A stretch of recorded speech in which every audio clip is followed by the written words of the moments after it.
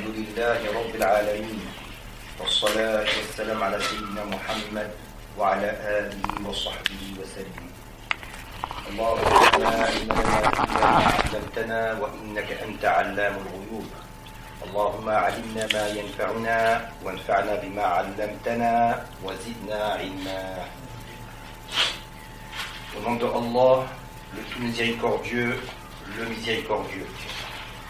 Je commence par l'évocation du nom de Allah, le premier dont l'existence n'a pas de début, celui qui existait avant toute chose et qui n'a pas subi de changement par la création de l'eau, du trône et des autres êtres créés.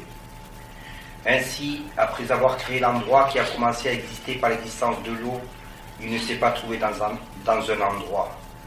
Et après avoir créé le trône, il ne s'est trouvé ni sur le trône, ni au-dessus de celui-ci.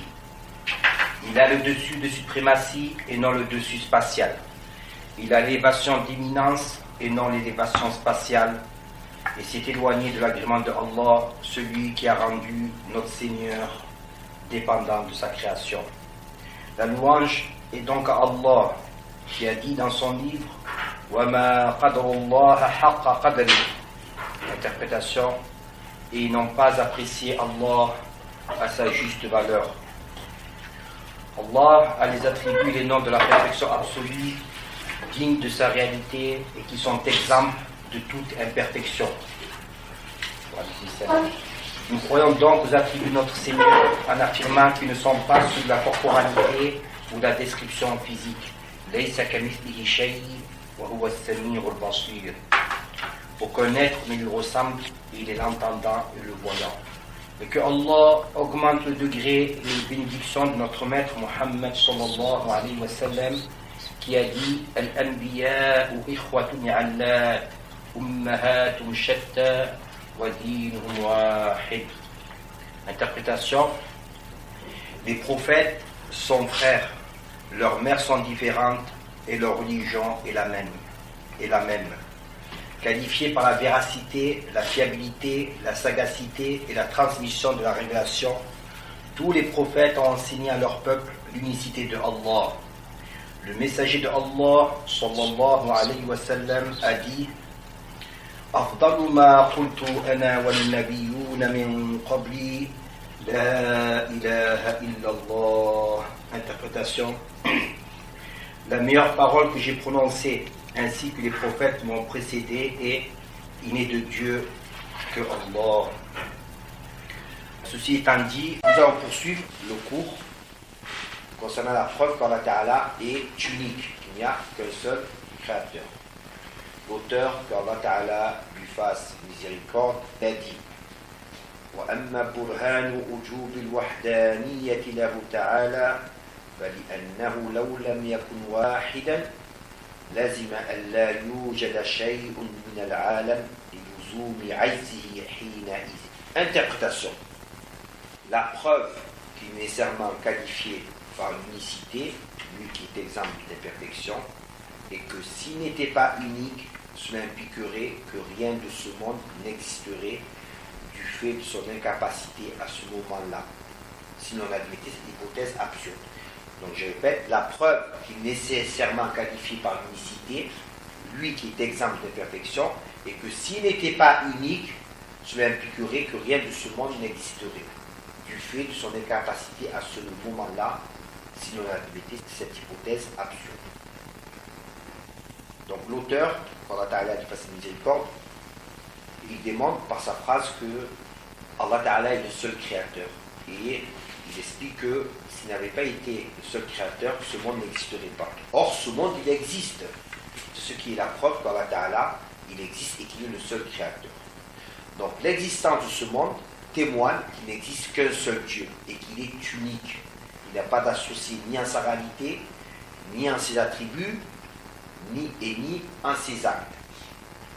En effet, si l'on admettait l'hypothèse absurde qu'il y ait deux créateurs, cela signifierait que chacun serait qualifié par les attributs de la divinité, et parmi ceux-ci, les attributs de la puissance et de la volonté. Donc on va démontrer que c'est impossible qu'il y ait deux créateurs, ou trois créateurs, ou quatre créateurs. On va démontrer qu'il n'y a qu'un seul créateur, c'est Allah. Et pour cela, on va utiliser le raisonnement par l'absurde. On dit, si on admettait qu'il y ait deux créateurs, donc que chacun serait qualifié par la toute-puissance, chacun serait qualifié par la volonté. Ce sont les attributs du créateur. Donc chacun, de ce fait, aurait sa propre volonté, et il adviendrait des divergences. Si on admettait qu'il existe deux créateurs, donc chaque créateur a sa propre volonté, et il adviendrait des divergences.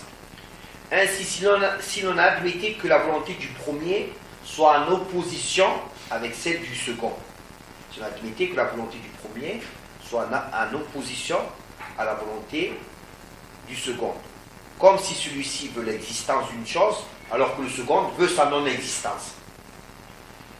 Donc on va admettre, vous prétendez qu'il y aurait plusieurs créateurs, deux créateurs. On admet que chacun est qualifié donc par les attributs du créateur, à savoir la toute-puissance et la volonté. Donc si l'un, il voudrait créer une chose, et l'autre ne voudrait pas la créer, cette chose, on arrive à quoi? On arrive à plusieurs cas de figure. Soit quelqu'un dirait que les deux réalisent leur volonté, et c'est impossible. Car la réalisation de la volonté de l'un implique la non-réalisation de la volonté de l'autre. Et réciproquement. Si l'un il veut l'existence d'un être et l'autre il ne veut pas, c'est impossible que les deux réalisent leur volonté. Parce que c'est deux choses opposées. Donc ce cas de figure il est écarté. Soit à ce que chacun d'eux ne réalise pas sa volonté. Donc que chacun d'eux, finalement, qu'aucun des deux ne réalise sa volonté, donc cela voudrait dire que tous deux sont impuissants. Et donc il n'y aurait pas de créateur. Et s'il en était ainsi, rien n'existerait de ce monde. Or ce monde existe. Et donc force est de constater qu'il ne peut en être ainsi. Ce monde, il existe. Donc si on dit, pour revenir, un, il diverge avec la volonté de l'autre. Donc ils ne sont pas d'accord sur le sujet. Chacun sa propre volonté. L'autre, il veut la création d'un être, l'autre, et le deuxième, il ne veut pas. Alors, le cas de figure, c'est quoi? Que les deux se réalisent, c'est impossible, parce que c'est deux choses contradictoires. Ou bien que aucun des deux se réalise, donc il serait impuissant, il ne serait pas tout puissant. Or, ce monde, il existe, donc il y a forcément un être qui est puissant. Donc ce cas de figure, il est écarté. Et soit on arrive au troisième cas de figure, soit que l'un réalise sa volonté au détriment de l'autre. Soit que l'un réalise sa volonté au détriment de l'autre. Dans ce cas-là, celui dont la volonté ne s'est pas réalisée n'est pas créateur. Et celui dont la volonté s'est réalisée est lui le seul créateur, et c'est ce qui explique l'existence de ce monde. Et c'est ce qui explique l'existence de ce monde. Est-ce que vous avez compris cette démonstration? Voilà, une très bonne question. Abdelmalik nous dit, et si les deux ne se mettent jamais en désaccord? Je vais l'aborder, ce sujet justement, je l'ai abordé dans mon livre. Donc, je vais répondre à ta question en te lisant ce que j'écris. Et si une personne prétendait, pour éviter cette démonstration, que la volonté de l'un est toujours identique à celle de l'autre, alors nous lui répondons, en reprenant sa prétention, soit elle est identique par obligation, soit par simple possibilité. Tu dis qu'elle est identique pourquoi? Obligatoirement elle est identique ou par simple possibilité? Alors, si leurs volontés sont identiques par obligation, alors ça signifie que la volonté de l'un ne peut pas dépasser celle de l'autre. Et donc tous deux sont impuissants à surpasser l'autre. Et donc tous deux ne sont pas créateurs. Et rien de ce monde n'existerait. Or ce monde existe bel et bien. Et donc force de constater qu'il ne peut en être ainsi. Et s'il nous dit leurs volontés sont identiques par simple possibilité, il nous dit leurs volontés sont identiques par simple possibilité, alors cela revient à dire qu'il est possible qu'ils divergent. Et cela rejoint la première démonstration. Allah est donc l'unique créateur, et c'est pourquoi il a dit, Allah Ta'ala, qu'est-ce qu'il dit dans le Coran, لو كان فيهما آلهة إلا الله لفسدتا. C'est-à-dire Allah Ta'ala, si les cieux et la terre avaient eu d'autres divinités que Allah, ils n'auraient pas existé. Ils n'auraient pas existé. Or, l'existence des cieux, de la terre, de ce monde, prouve qu'il y a un créateur et prouve qu'il est l'unique créateur.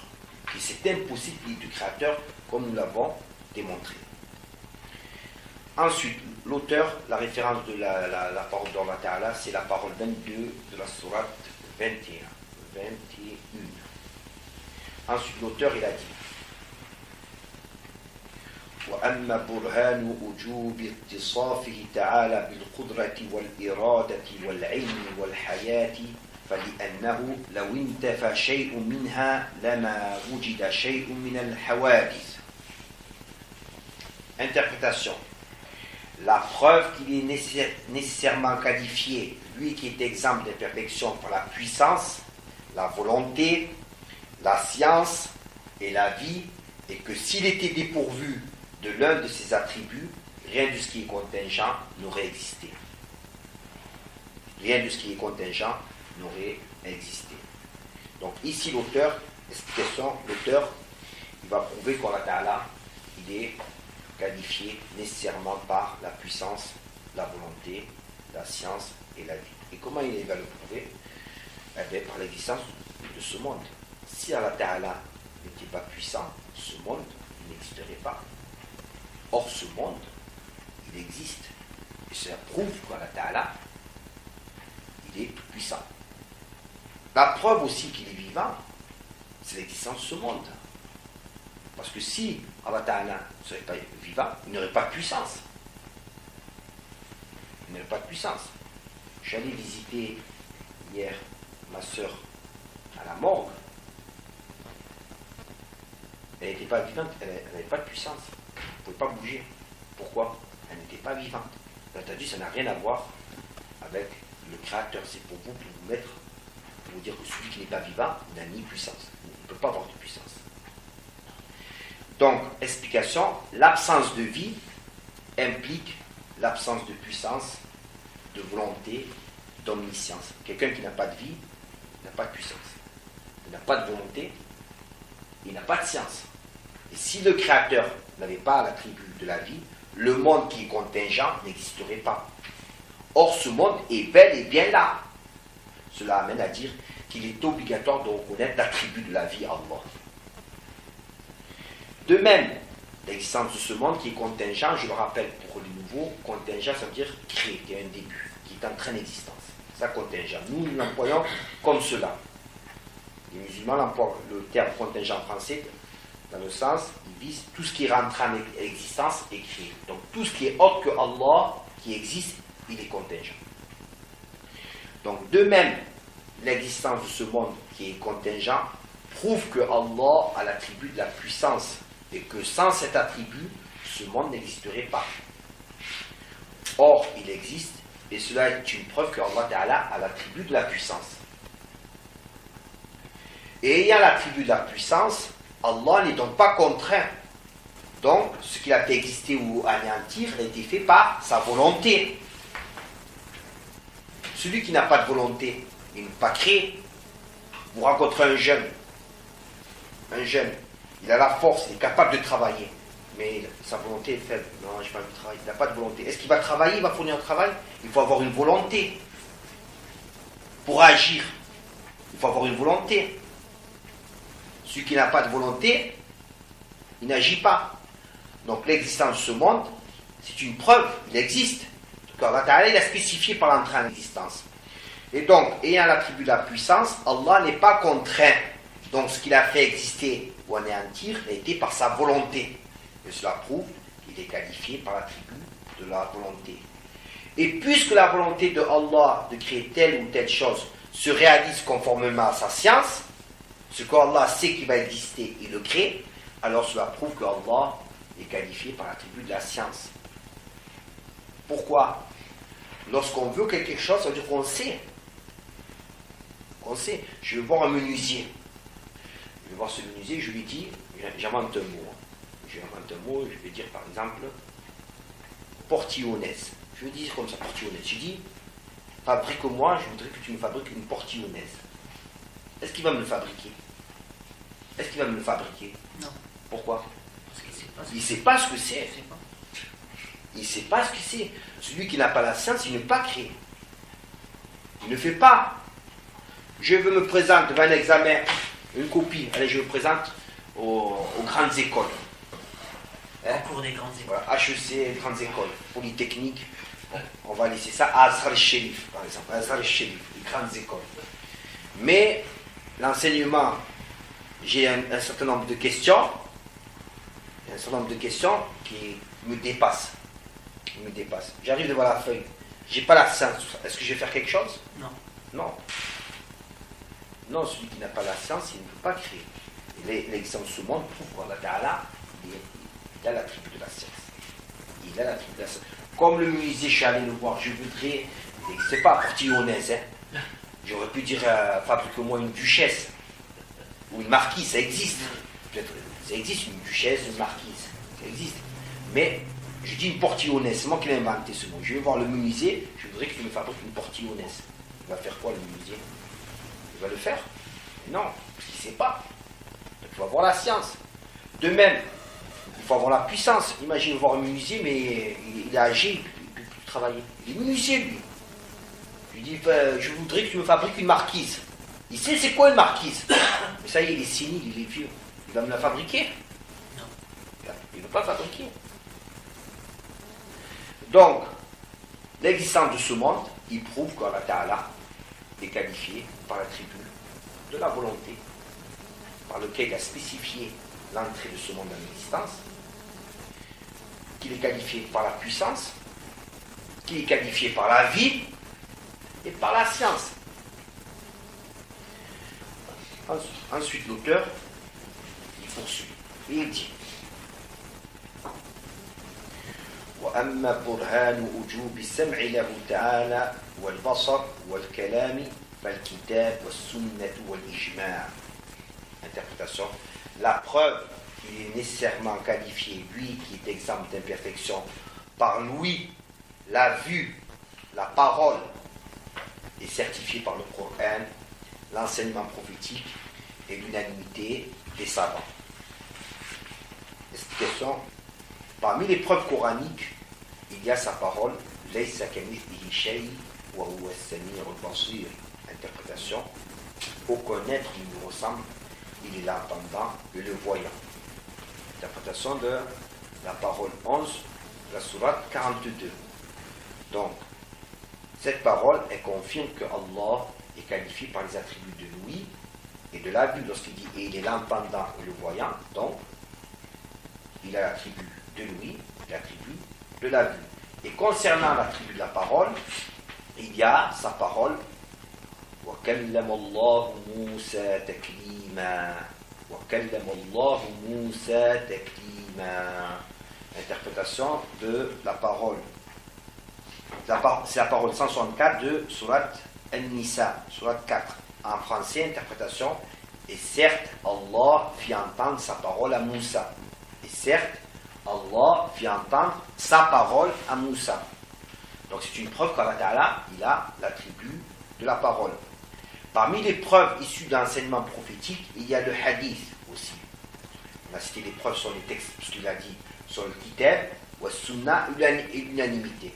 Donc on trouve le hadith que le prophète l'a dit alayhi salatu wassalam, أيها الناس اربعوا على أنفسكم إنكم ليس تدعون أصم ولا غائبا إنكم تدعون سميعا بصيرا. Il a dit, le prophète alayhi salatu wassalam, aux gens, ménagez-vous, car vous n'invoquez ni un sourd, ni un être absent par sa science, mais vous invoquez celui qui entend et qui voit. Celui qui entend et qui voit. Donc c'est une preuve qu'Allah Ta'ala, il a l'attribut de l'ouïe et de la vue. Et de même, le prophète alayhi salatu wassalam, il a dit, ما منكم من أحد إلا وسيكلمه الله يوم القيامة ليس بين الله وبينه ترجمان. Interprétation. Il n'est pas un parmi vous, à qui Allah ne fera pas entendre sa parole au jour du jugement. Il n'y aura pas de traducteur entre Allah et lui. Il n'y aura pas de traducteur entre Allah et lui. C'est pas la première fois que vous suivez des cours de religion. Lorsqu'on dit qu'il n'y a pas de traducteur entre Allah et lui, ça ne voit pas la distance. Que Allah serait dans un endroit et l'autre personne dans un endroit. Ça veut dire qu'il comprendra, il n'aura pas besoin d'appeler un traducteur pour qu'il comprenne. Il n'y a pas de notion. Allah Ta'ala, il a créé l'endroit, il n'est pas dans un endroit. Donc ce hadith, c'est une preuve qu'Allah Ta'ala, il a l'attribut de la parole. Et la communauté est unanimité pour reconnaître qu'Allah Ta'ala est voyant, entendant et parlant. Et là, l'auteur, il va apporter la preuve selon la raison qu'Allah Ta'ala, il est qualifié par les attributs de la vue, de l'ouïe et de la parole. Donc, il a dit l'auteur, وأيضا لو لم يتصف بها لزم أن يتصف بأضدادها وهي نقائص والنقص عليه محال والنقص عليه تعالى محال. Interprétation. Et par le fait de dire, c'est prouvé aussi par le fait de dire que s'il n'était pas qualifié par ses attributs, cela impliquerait qu'il soit qualifié par leur opposé, qui sont des imperfections. Et les imperfections sont impossibles à son sujet, lui qui est exempt d'imperfection. Donc qu'est-ce qu'il a dit l'auteur? Ces attributs qui sont l'ouïe, la vue et la parole, ils sont prouvés aussi, ils sont prouvés en disant que s'il n'était pas qualifié par la vue, par l'ouïe et par la parole, il serait qualifié par le contraire. C'est quoi? La cécité, la mutité, la surdité. Et ce sont des imperfections. Or, Allah Ta'ala, il n'est pas qualifié par des imperfections. Explication. L'auteur a mentionné une preuve concise qui démontre qu'il est obligatoire de reconnaître Allah les attributs de la vue, de l'ouïe et de la parole, et qu'il est donc voyant, entendant et parlant. Cette preuve est obtenue en disant que si Allah n'était pas qualifié par ses attributs, il serait qualifié par leur opposé, à savoir la cécité, la surdité, la nudité, et donc par des imperfections, et ceci est impossible concernant le Créateur de toutes choses. Et ceci est impossible concernant le Créateur de toutes choses. Et l'exemption du Créateur de toute imperfection signifie de l'exempter de tout ce qui n'est pas digne de lui. Car il existe des attributs qui manifestent une perfection pour les êtres créés, mais qui, s'ils sont employés pour Allah, constituent une imperfection, un dénigrement et une insulte à son égard. Parmi ces attributs, l'intelligence. Parmi ces attributs qui sont une insulte à l'égard d'Allah Ta'ala, c'est le qualifié de dire qu'Allah Ta'ala il est intelligent. Donc parmi ces attributs, l'intelligence. Si nous qualifions une personne par cet attribut, il s'agit d'une perfection et d'un éloge à son égard. En revanche, si une personne se permettait de qualifier Allah par cet attribut en disant Allah est intelligent, alors il ne s'agit pas d'une perfection et d'un éloge à son égard, mais d'un dénigrement et d'une insulte. Il en est ainsi, car l'intelligence est un ensemble de facultés qui permet de comprendre telle ou telle chose. Et elle est le résultat d'un effort fourni pour parvenir à une science. Ainsi, dire Allah est intelligent, c'est prétendre qu'Allah ne sait pas toute chose et qu'il a dû fournir un effort pour arriver à cette science, et ceci est un égarement évident. Et ceci est un égarement évident. Par conséquent, il n'est pas permis de le qualifier ou de le nommer parce qu'il est imparfait. Il n'est pas permis de le qualifier ou de le nommer. On ne lui donne pas des attributs ou des noms qui sont des imperfections, comme appeler Allah Ta'ala le grand architecte, ou comme appeler Allah Ta'ala la plume créatrice. Est-ce qu'Allah Ta'ala s'est attribué ce nom? On a dit que concernant les noms, les attributs d'Allah Ta'ala, ils sont tawqifiyya, c'est-à-dire ils sont arrêtés. La loi l'a arrêté. Qu'est-ce que ça veut dire la loi l'a arrêté? Que la majorité des savants, des savants, ont dit on ne donne à Allah Ta'ala des noms que ce que lui-même s'est attribué ou ce que le prophète lui a attribué. Et pareil pour les attributs. On ne qualifie Allah Ta'ala que par les attributs que lui-même il s'est nommé ou que le prophète lui a attribué. Donc je dis, on s'arrête ici. On ne dépasse pas cette ligne. Pour ces savants, même si c'est un attribut de perfection, ils disent non, Allah Ta'ala ne l'a pas nommé dans le Coran, le prophète ne l'a pas parlé à l'Israël, on ne le nomme pas. On lui attribue. Pourquoi? Par sécurité, ils ont fait ça. Par sécurité. D'autres savants, ils ont dit que si c'est un attribut qui n'était pas une imperfection, c'est une perfection, c'est digne d'Allah Ta'ala, ils ont dit on a le droit de le nommer.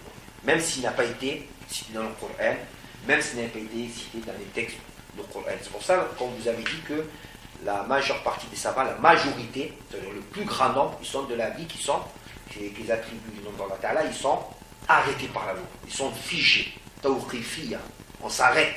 C'est-à-dire on ne le nomme que parce que lui-même s'est nommé, ou son prophète l'a nommé, et on lui donne les attributs que lui-même il a fait révéler dans le Coran, ou que le prophète l'a qualifié. Donc, nous continuons.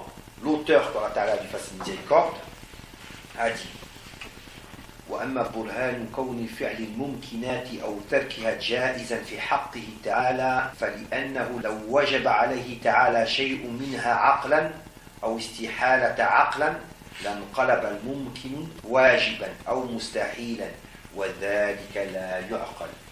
Interprétation. Quant à la preuve que réaliser ou non ce qui est probable est possible et non obligatoire ou impossible pour Allah, et que si l'une des choses probables lui incombait ou lui était impossible selon la raison, alors le probable serait rendu soit obligatoire, soit impossible, et ceci est inconcevable. Je répète l'interprétation. Quant à la preuve que réaliser ou non ce qui est probable est possible pour Allah, et que si l'une des choses probables lui incombait ou lui était impossible selon la raison, alors le probable serait rendu soit obligatoire, soit impossible, et ceci est inconcevable. Explication. Nous avons vu, lorsque nous avons débuté les cours, qu'il était un devoir pour toute personne de connaître ce qui est obligatoire de connaître au sujet d'Allah Ta'ala, c'est-à-dire ce qui est les attributs, mais aussi de connaître ce qui est impossible au sujet d'Allah Ta'ala. On l'a vu au début du cours. Et les ulama, ils ont dit, et c'est un devoir de connaître ce qui est possible qu'il crée, ce qui est possible qu'il crée. Ici, lorsqu'on parle du possible, ça ne renvoie pas à l'être d'Allah Ta'ala, ça renvoie à ses actes. Ça ne renvoie pas à l'être d'Allah Ta'ala, ça renvoie à ses actes. Est-ce que ce qui est possible qu'il réalise ou non? Pourquoi? Ça a été, ils ont dit cette phrase pour répliquer au Mu'tazila. À l'époque de Mu'tazila, ils ont dit que Allah Ta'ala, il doit créer que ce qui est le mieux pour les êtres créés. Pourquoi ils sont venus à dire ça? Parce que c'est leur mauvaise utilisation de la raison. Leur mauvaise utilisation de la raison. Ils ont dit, si Allah Ta'ala, il crée ce qui est mauvais, donc ça voudrait dire qu'il est mauvais. Ils ont dit ça. Donc ils disent, il doit créer que ce qui est bien. Donc c'est pour ça que les ulama, ils ont riposté, ils ont dit, il faut connaître ce qui est possible et non obligatoire au sujet d'Allah Ta'ala qui crée. C'est possible et non obligatoire. C'est pas obligatoire pour Allah Ta'ala de donner des récompenses aux croyants. Mais nous disons qu'il les donnera. Pourquoi? Pas par obligation. Parce que Allah Ta'ala, sa promesse, elle est véridique. Il a voulu de toute éternité leur donner des récompenses. Il a voulu de toute éternité que les croyants iront au paradis. Est-ce que c'est obligatoire qu'ils les fassent entrer au paradis?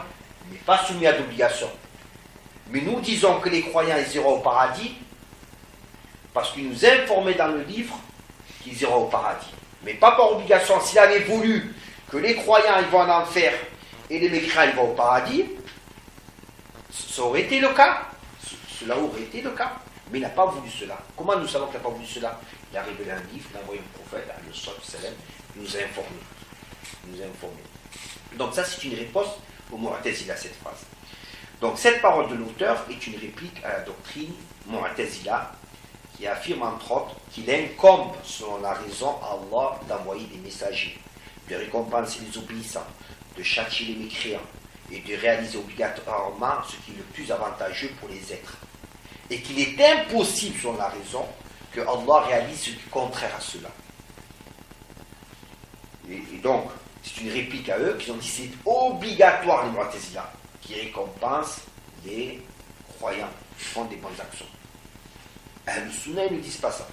Il dit Allah Ta'ala, il donne des récompenses par générosité. Quand le prophète a dit, personne ne rentrera par ses actes au paradis. C'est-à-dire en tant qu'obligation. Il ne dit même pas toi, Ya Rasulullah, c'est-à-dire les actes que je fais, en lui-même, ce n'est pas un devoir pour Allah Ta'ala de me faire entrer au paradis. Il dit même pas moi, mais c'est par miséricorde d'Allah Ta'ala. C'est par générosité. C'est par générosité. Et qui va dire que nos actes, Allah Ta'ala doit nous récompenser alors que c'est lui qui nous a créé le fait de choisir les bons ou les mauvais actes. Quand on choisit les bons actes, c'est lui qui nous a créés. Un des prophètes disait, oh Allah, comment je te remercierai? Comment je pourrais te remercier? Comment je pourrais te remercier? Parce que lorsque je te remercie, c'est toi qui m'as créé ça. Comment je pourrais te remercier? Il lui a été dit, le fait que tu reconnaisses cela, c'est le remerciement. Donc nous ne pouvons pas remercier Allah Ta'ala de tous les bienfaits qu'il nous accorde. On ne peut pas le remercier. Parce que même lorsqu'on le remercie, c'est grâce à lui. C'est grâce à lui. Mais il y a un remerciement qui est obligatoire. Un remerciement obligatoire, c'est quoi? C'est de ne pas utiliser les bienfaits qu'Allah Ta'ala t'a accordé dans ce qui est haram. C'est ça le remerciement obligatoire. Allah Ta'ala t'a donné des bienfaits, il t'a donné la vue, n'utilise pas dans ce qui est haram. Il t'a donné la parole, n'utilise pas dans ce qui est haram. Il t'a donné l'ouïe, n'utilise pas dans la haram. Il t'a donné un cœur, n'adhère pas à des mauvaises croyances. Ne sois pas jaloux envers les musulmans. Ça, c'est le remerciement obligatoire. Ensuite, celui qui va rajouter plus, après ce remerciement, il veut faire du remerciement par la langue, en plus, c'est un plus. Alhamdulillah, wa shukrillah, alhamdulillah. Il aura davantage de récompenses. Mais cela, c'est une riposte, justement, au Mu'tazila qui dit c'est obligatoire. Allah Ta'ala t'a envoyé des prophètes. Il dit Allah Ta'ala, il doit guider les gens. C'est une obligation pour lui. S'il ne le fait pas, selon nos raisons, il dit serait injuste. Comment il châtie des personnes alors qu'il n'a pas envoyé de prophète? C'est une injustice, ils disent. Or, les ulama de Ahl-Sunnah wal Jama'a, ils ont riposté à eux. C'est pour ça que l'imam Sanusi, il a cité cette phrase. Allah réalise ce qu'il veut et n'est soumis à aucune obligation. Tout bienfait qu'il accorde l'est par sa générosité et tout châtiment qu'il fait subir l'est par sa justice.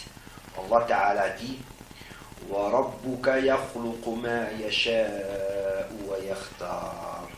Il dit Allah Ta'ala, l'interprétation, et ton Seigneur crée ce qu'il veut et il choisit de toute éternité. Et ton Seigneur crée ce qu'il veut et il choisit de toute éternité. Interprétation de la parole 68 de la sourate Al-Qasas.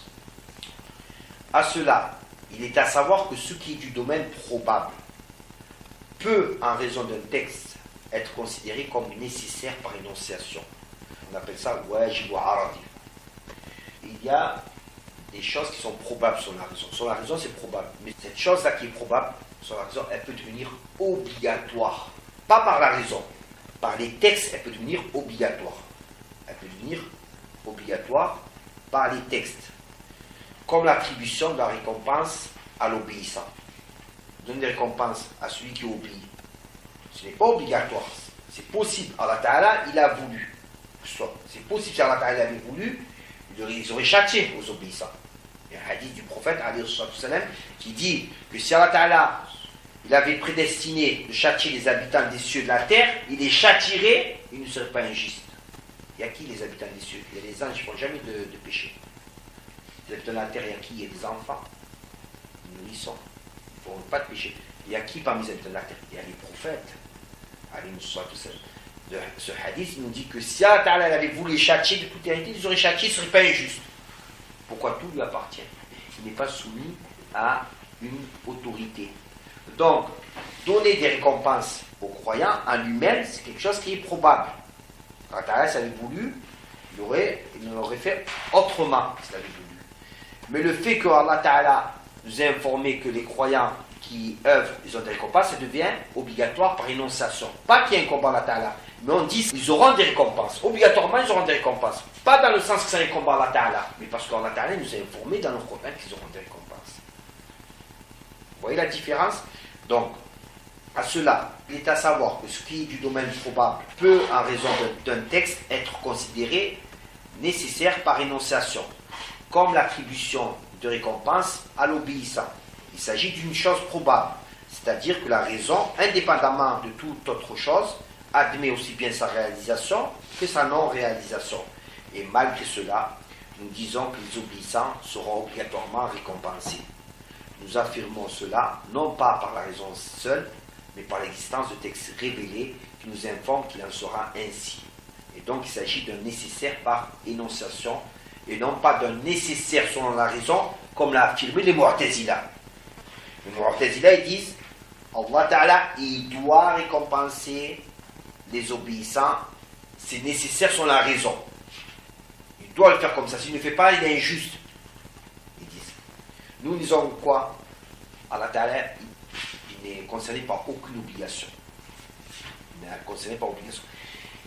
Mais nous disons qu'il accordera des récompenses aux croyants qui ont œuvré, parce que lui-même l'a annoncé dans le Coran et que sa parole elle est véridique.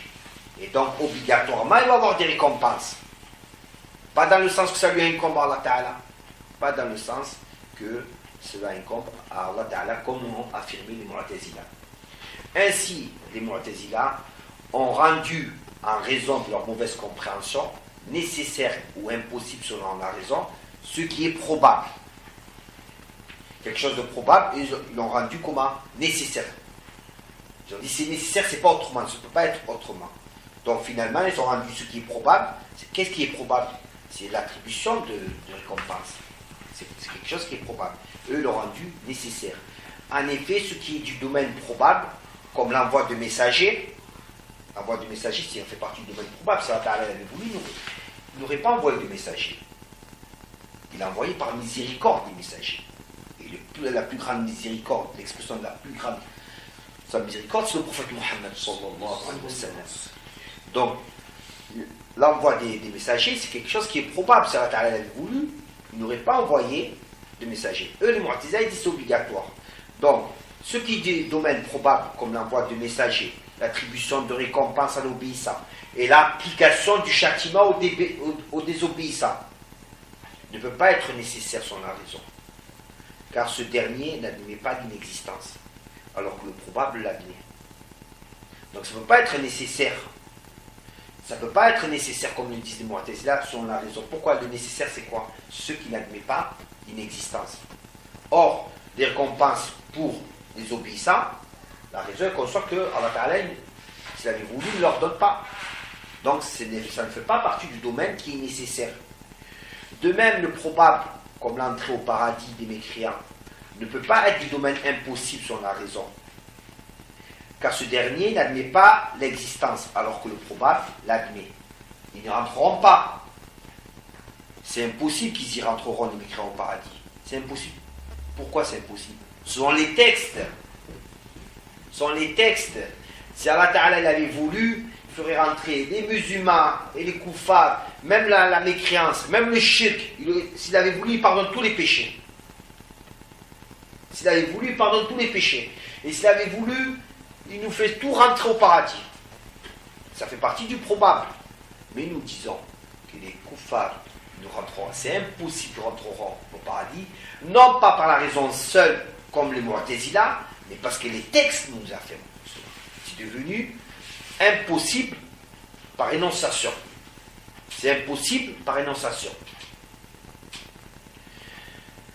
Donc, nous disons, les koufars responsables, ils ne rentreront jamais au paradis.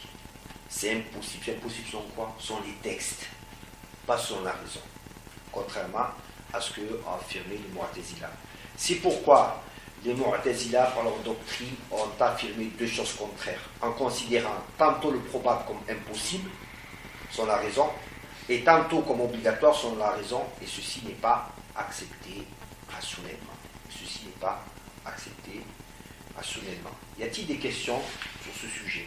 Et l'auteur, vous verrez que les ulama, chaque fois qu'ils disent et Allah Ta'ala, il est possible qu'il crée tout ce qui est probable, c'est pour y penser au Mu'tazila.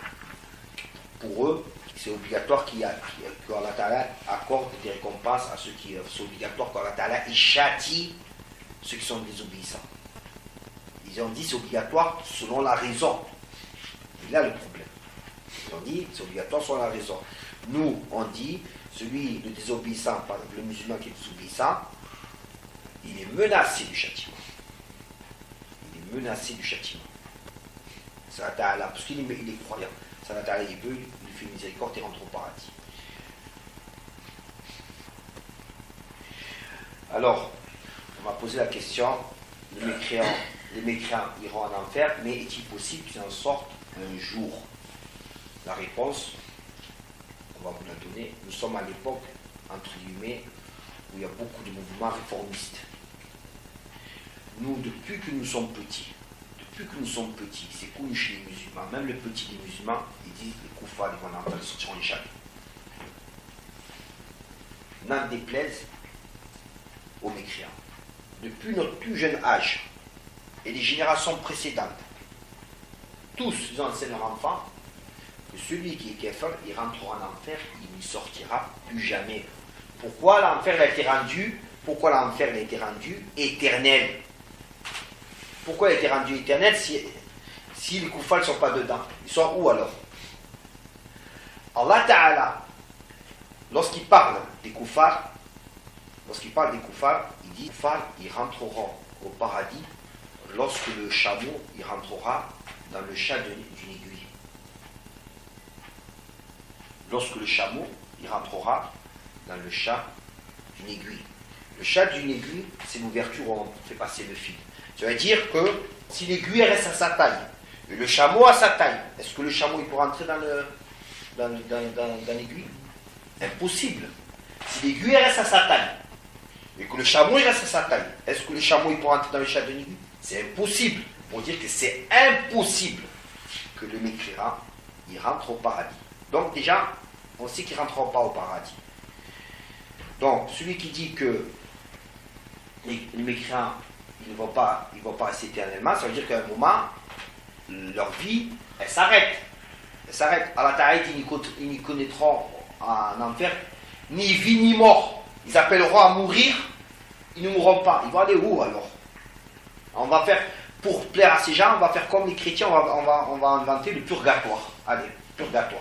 Maintenant, on va dire comme les chrétiens, pour faire la réforme, il y a le paradis, il y a l'enfer, et un troisième lieu, on va l'appeler purgatoire, pour comme, entre guillemets, hein, c'est pas moi qui dis ça, mais ces gens-là, un troisième lieu purgatoire, pour ça les koufars, on les fait sortir de l'enfer, on les met où? Allah Ta'ala dit, ils ne connaîtront ni vie, ni mort, ils ne meurent pas, alors où on les met? On va les mettre au purgatoire selon eux, ça veut dire ça.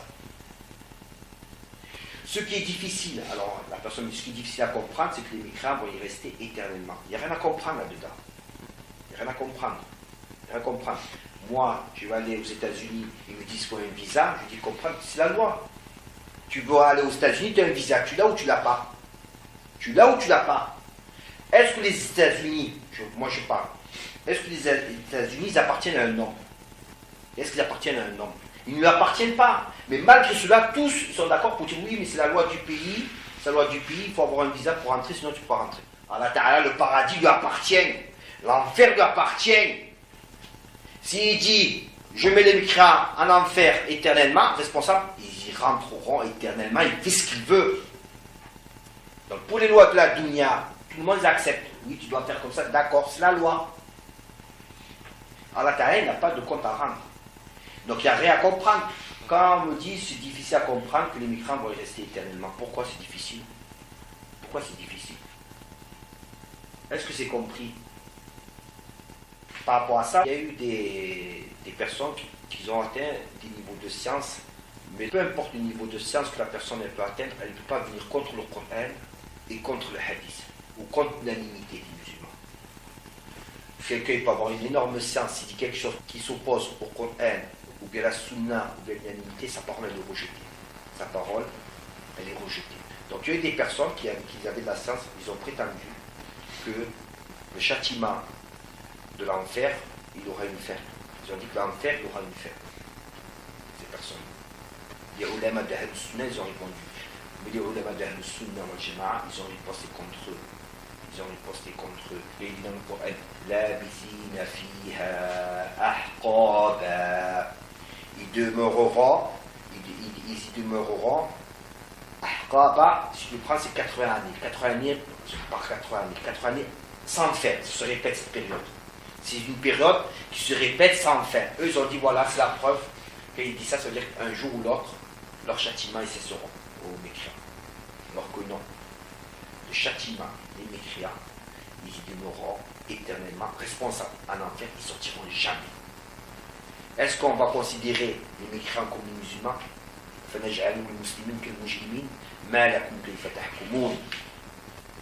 Allah dit dans le Coran, alors nous considérer les musulmans comme des mécréants, mais comment jugez-vous donc?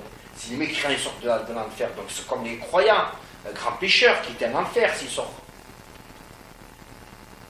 Donc c'est un égarement. Celui qui a une connaissance des textes, que l'enfer n'a pas de fin, que les mécréants demeureront éternellement, et qui, après avoir entendu une personne qui se présente comme un réformateur, il ne se présente pas comme un réformateur, comme quelqu'un de sens, et qui vient dire que les mécréants sortiront de l'enfer, s'il adhère à cela, eh bien, il s'oppose au Coran.